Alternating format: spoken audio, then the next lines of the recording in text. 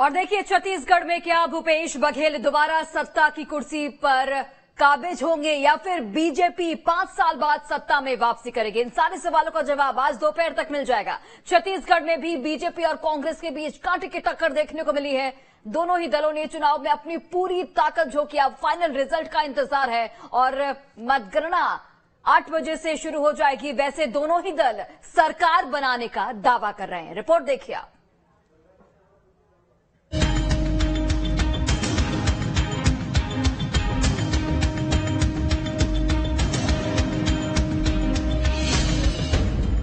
छत्तीसगढ़ पर किसका होगा राज?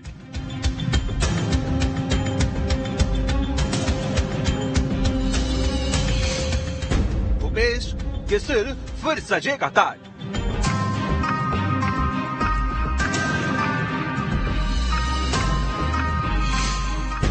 या बीजेपी फिर करेगी सत्ता में वापसी?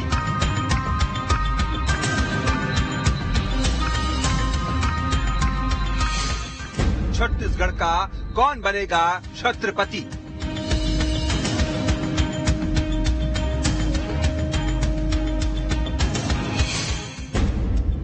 छत्तीसगढ़ में 2 चरणों में हुए मतदान के बाद अब फाइनल रिजल्ट का समय आ गया है। 3 दिसंबर को ये पता चल जाएगा कि आखिर सिंहासन छत्तीसी पर किसका कब्जा होगा। भूपेश बघेल क्या दूसरी बार छत्तीसगढ़ की कमान संभालेंगे या फिर 5 साल बाद बीजेपी फिर सत्ता में वापसी करेगी? मतगणना की सारी तैयारियां पूरी हो चुकी हैं। विधानसभा की 90 सीटों के लिए मतगणना केंद्र में काउंटिंग होगी। काउंटिंग के लिए 16 टेबल लगाए जाएंगे। 14 टेबलों पर ईवीएम से तो 2 टेबल पोस्टल बैलेट की काउंटिंग के लिए लगाए गए हैं। ऑब्जर्वर, रिटर्निंग ऑफिसर और राजनीतिक दलों की मौजूदगी में स्ट्रांग रूम सुबह 7 बजे खोले जाएंगे और सुबह 8 बजे से बैलेट पेपर की गिनती शुरू हो जाएगी। इसके बाद ईवीएम खुलेंगे, जिसके बाद 1181 प्रत्याशियों के भाग्य का फैसला होगा। मतगणना के दौरान mobile phone, cell phone, camera, calculator, electronic उपकरण, डिजिटल स्मार्ट घड़ी, खाद्य पदार्थ, तंबाकू, सिगरेट, पान, गुटखा पर प्रतिबंध रहेगा। छत्तीसगढ़ के विधानसभा चुनाव में 76.31% वोटिंग हुई, जिसमें 76.2% महिलाओं और 76.4% पुरुष मतदाताओं ने मताधिकार का इस्तेमाल किया। छत्तीसगढ़ में इस बार कुल 2,03,70,000 मतदाताओं ने वोटिंग की। खास बात ये रही कि छत्तीसगढ़ में पुरुषों के मुकाबले महिला वोटरों की संख्या इस बार ज्यादा थी। छत्तीसगढ़ में भी इस बार दोनों ही दलों के बीच कड़ी टक्कर देखने को मिल रही है। भूपेश बघेल के सामने अपनी कुर्सी और सरकार को बचाने की चुनौती है, तो वहीं बीजेपी 5 साल बाद सत्ता में वापसी के लिए बेकरार है। बीजेपी ने छत्तीसगढ़ के चुनाव में कांग्रेस सरकार पर खूब हमला किया। इस चुनाव में ईडी की छापेमारी और महादेव ऐप का मुद्दा भी छाया रहा। प्रधानमंत्री ने भी चुनावी सभा को संबोधित करते हुए भूपेश सरकार पर जमकर हमला बोला था। छत्तीसगढ़ में 2 चरणों में मतदान हुआ था। 7 नवंबर को दुर्ग और बस्तर संभाग की 20 सीटों पर वोटिंग हुई, जबकि दूसरे चरण में 17 नवंबर को बाकी 70 सीटों पर मतदान हुआ। 3 दिसंबर को छत्तीसगढ़ में 1181 प्रत्याशियों के भाग्य का फैसला होगा, जिसमें सबसे ज्यादा लोगों की नजर पाटन सीट पर है, जहां सीएम भूपेश बघेल, उनके भतीजे और सांसद विजय बघेल और अमित जोगी चुनावी मैदान में हैं। इसके अलावा कम से कम 20 सीटों पर कांटे की टक्कर बताई जा रही है, जिसमें धरसीवा और रायपुर दक्षिण सीट पर सबकी नजर है। एग्जिट पोल्स एजेंसियों के मुताबिक छत्तीसगढ़ में बीजेपी की जीत का अनुमान लगाया जा रहा है, लेकिन वास्तविक हालात क्या है, ये तो गणना के बाद ही पता चल पाएगा। छत्तीसगढ़ की सियासत का छत्रपति कौन बनेगा, इसका पता काउंटिंग के बाद ही होगा। इंतजार करिए, 3 दिसंबर की दोपहर तक का सारी तस्वीर साफ हो जाएगी। Team news state. और बिल्कुल देखिए, अलग अलग जगहों से हमारे तमाम सहयोगी इस वक्त जुड़े हुए हैं। भोपाल से नीलम जुड़ी हुई है, इंदौर से गौरव जुड़े हुए हैं। दतिया की बात करते हैं, दतिया से हमारे सहयोगी विनीत जुड़े हैं। वहीं न्यूज रूम से मेरी सहयोगी अंजलि जुड़ी हुई है। सबसे पहले अंजलि का रुख करना चाहूंगी मैं।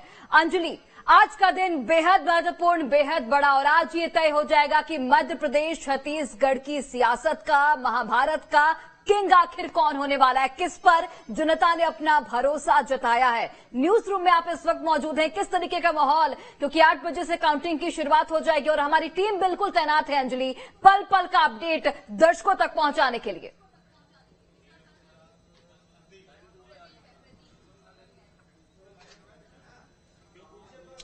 बिल्कुल, देखिए सोनाली और पूरी टीम हमारी इस समय तैनात है। हालांकि आज किस्मत का फैसला हो जाएगा। विधानसभा की 230 विधानसभा की जो सीटें हैं मध्य प्रदेश की, उनकी किस्मत का फैसला आज हो जाएगा। इसके अलावा छत्तीसगढ़ की सीटों का बात करें तो 90 विधानसभा की छत्तीसगढ़ की सीटें, पूरी किस्मत आज दांव पर है। लेकिन आपको सबसे पहले मैं अब यहाँ पर पूरी टीम आपको दिखाना चाहूंगी, क्योंकि हमारा जो वॉर रूम है वो तैयार है, हमारा पूरा न्यूज रूम तैयार है। जो टीम इस समय किस तरीके से काम कर रही है वो भी आप एक बार तस्वीरें जरा दिखा दीजिए, किस तरीके से हमारी पूरी टीम पल पल का अपडेट देने के लिए तैयार है। जो दर्शक न्यूज स्टेट पर भरोसा जता रहे हैं, उनके पीछे किस तरीके से टीम काम करती है वो तस्वीरें जरा एक बार दिखाइए। देखिए पूरी टीम तैयार है और साथ ही बड़ी ही बारीकी के साथ नजर बना के रखी हुई है। चलिए एक एक करके बात कर लेते हैं। तैयारी किस तरीके से है, बताइए किस तरीके से तैयारी आज की? हम जोरों से तैयारी कर रहे हैं। आज एमपी छत्तीसगढ़ में बात की जाए तो मैं छत्तीसगढ़ में बस्तर रीजन कवर कर रही हूँ, जहाँ 12 सीटें हैं।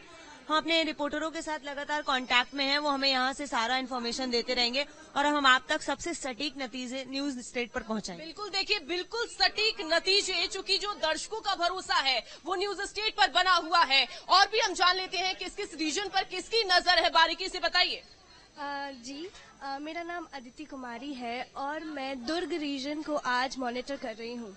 तो आज दुर्ग रीजन से जितने भी रिपोर्टर हैं, जितने भी कॉन्स्टिट्यूएंसीज हैं, सबसे मैं लाइव जुड़ी रहूंगी फोन कॉल के थ्रू और उनसे हर एक पल की रिपोर्ट ले लेके अपडेट करती रहूंगी न्यूज नेशन के अपने एप्लीकेशन पे, ताकि हर चीज एकदम सटीक हो और समय पे हो। और आज फैसला तो हो ही जाना। बिल्कुल, देखिए फैसला आज हो जाएगा, क्योंकि जो दिग्गज है उनकी जो किस्मत है वो आज दांव पर है। बड़े लंबे समय से तैयारियां जो है वो चल रही थी, तमाम दावे किए गए, तमाम वादे किए गए, लेकिन आज किसके दावों पर, किसके वादों पर जो है वो मुहर लगती हुई नजर आएगी, वो भी फिलहाल हम देखेंगे। एक बार जब मैं असाइनमेंट डेस्क दिखवा देती हूँ, किस तरीके से नजर बनाए हुए रिपोर्टर से किस तरीके से कॉन्टेक्ट आप कर रहे हैं।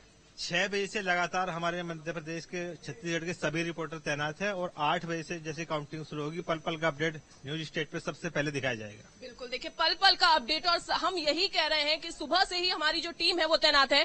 बाकी और लोगों के पास मैं लेकर चलती हूँ और देखते हैं, जानते हैं कि किस तरीके से तैयारियां जो हैं वो की जा रही हैं, क्योंकि हम जानते हैं और ये भी जानने की कोशिश करेंगे कि आज जो पलड़ा है वो किसका भारी हो रहा है। हालांकि पूरी जो जनता है वो जनता तय करने वाली है। आप बड़ी ही बारीकी से नजर बना कर रखे हुए हैं, क्या लग रहा है, जनता दावों पर या फिर वादों पर, किस पर विश्वास करने वाली है? देखिए, जनता तो दावों या वादों ये तो नतीजे के बाद समझ में आएगा, लेकिन इस चुनाव को अगर आप देखेंगी तो ये बहुत ही अलग टाइप का चुनाव है। ये 2018 से 2023 का चुनाव बिल्कुल ही अलग है। इस चुनाव में शिवराज सिंह चौहान, ज्योतिरादित्य सिंधिया और कमलनाथ, तीनों की प्रतिष्ठा दांव पे लगी हुई है। ये चुनाव कई मायनों में एकदम अलग है। अगर मान लीजिए कि आज बीजेपी की सरकार बन जाती है तो कमलनाथ का भविष्य क्या होगा आगे, क्या 5 साल बाद वो पार्टी को लीड करेंगे, ये सवाल है। और अगर कांग्रेस की सरकार बनती है तो शिवराज की भूमिका क्या होगी मध्य प्रदेश में, सिंधिया कहाँ रहेंगे। तो काफी कुछ फैक्टर्स हैं इस चुनाव को लेकर। अगर आप देखेंगे तो एग्जिट पोल बिल्कुल, की अगर बात करें बिल्कुल, हम तो मध्य बिल्कुल प्रदेश तैयार है में और हमारी टीम भी पल पल का अपडेट दर्शकों तक पहुंचाएगी। सुबह 8 बजे से जब काउंटिंग की शुरुआत होगी तो हर सीट पर बारीकी से एक एक हमारे जो टीम मेंबर है वो नजर बनाकर रखे हुए। यहाँ पर मैं आपको रोकना चाहूंगी क्योंकि इस वक्त एक बड़ी खबर भोपाल से सामने आ रही है। भगवान हनुमान की शरण में कांग्रेस, जी हाँ, बड़ी जानकारी आप तक पहुंचा रहे हैं।